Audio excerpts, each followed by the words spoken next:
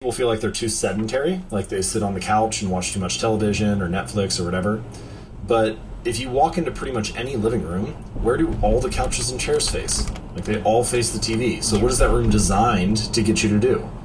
And there are a variety of steps you could take here when it comes to environment design. That you could like take the chair and turn it away from the TV, and then maybe put a book on the on the end table where the remote used to be. You could hide the TV inside like a wall unit or a cabinet so that you're a little less likely to see it.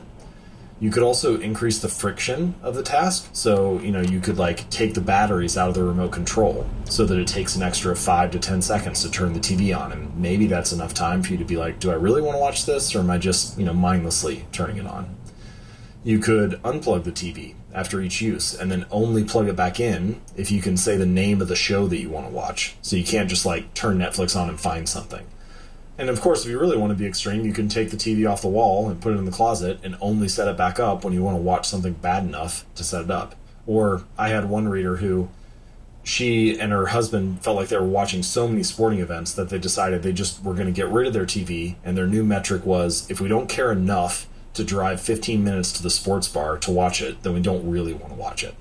And there are similar things throughout the rest of the house, right? Like you've got television that's in the bedroom, take the TV out of the bedroom, and that'll curtail the habit.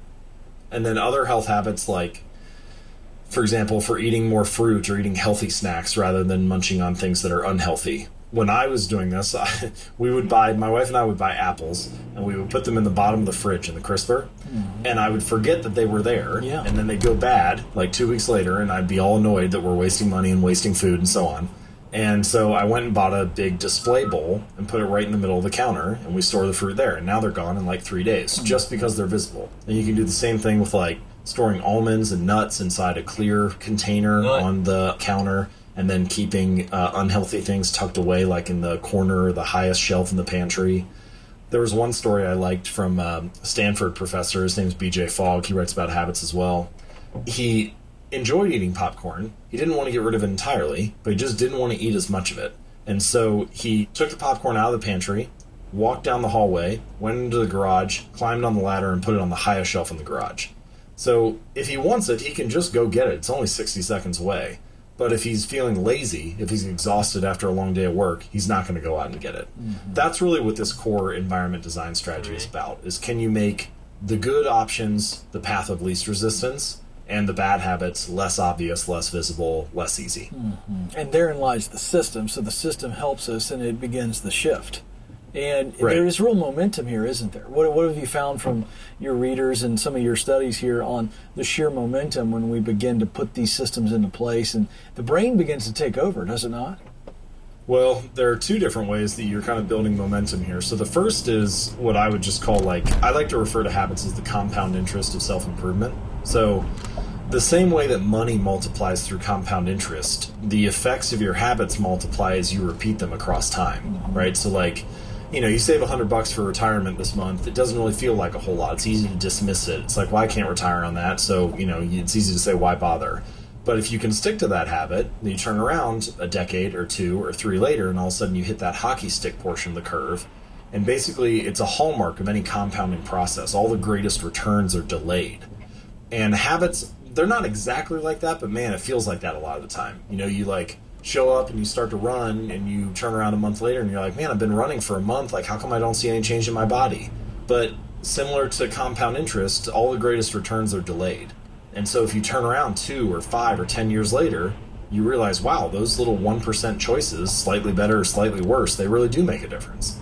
So the first way that you build momentum by making these little changes is that making a 1% change, whether that's the way that your TV is laid out or where you store the apples, or scaling your habit down, sticking to something for only 2 minutes each day, they seem insignificant by themselves.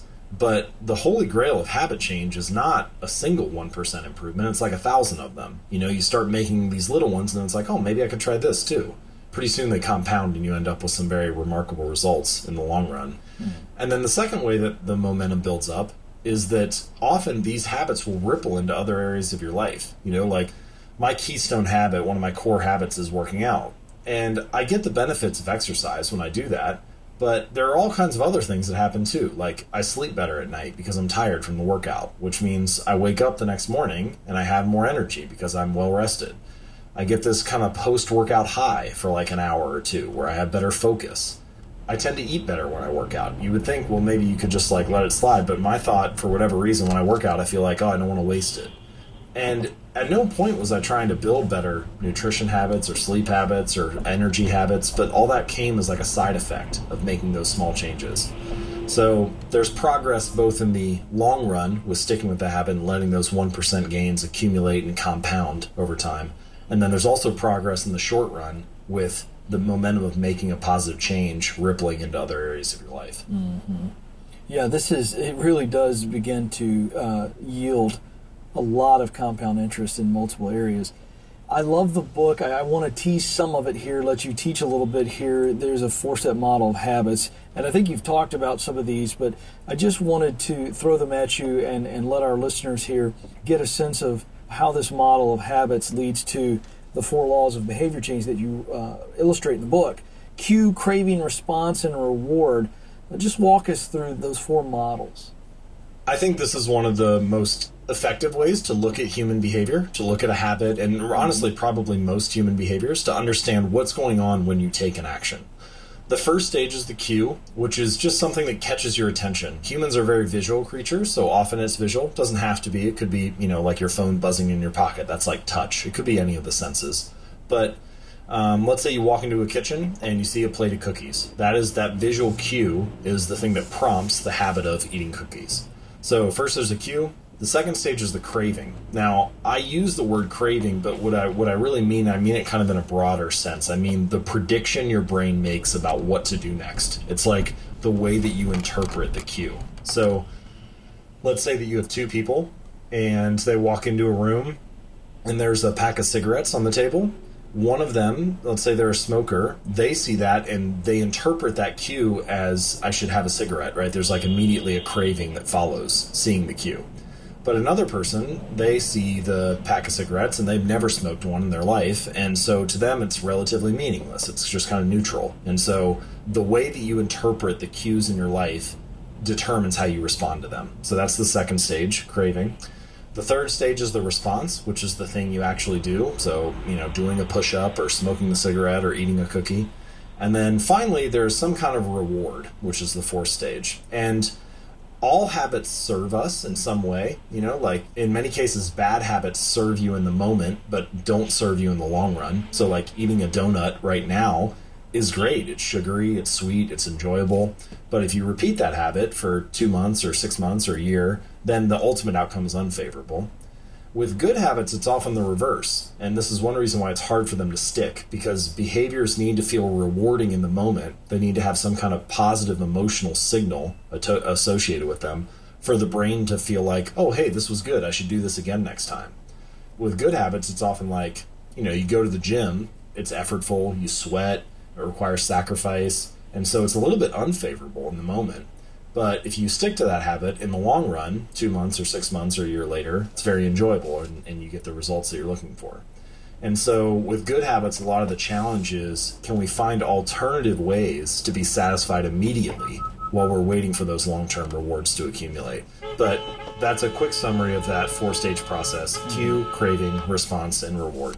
And those lead to the laws. I just want our listeners to see what we're going to be reading here in the book. Folks, you need to get this. The first law is make it obvious. Second law, make it attractive. Third law, make it easy. Fourth law, make it satisfying. One of the things I like about this book, James, is I don't feel like you're making this out like it's a hack. You hear that a lot with habits, This isn't about tricking ourselves. This is literally what it gets back to, which I think is the power of this, is the system. So if we look at areas of our life, just curious, because we have high-performing men and women listening here. Many are running companies, some are in leadership, some are just personal growth junkies.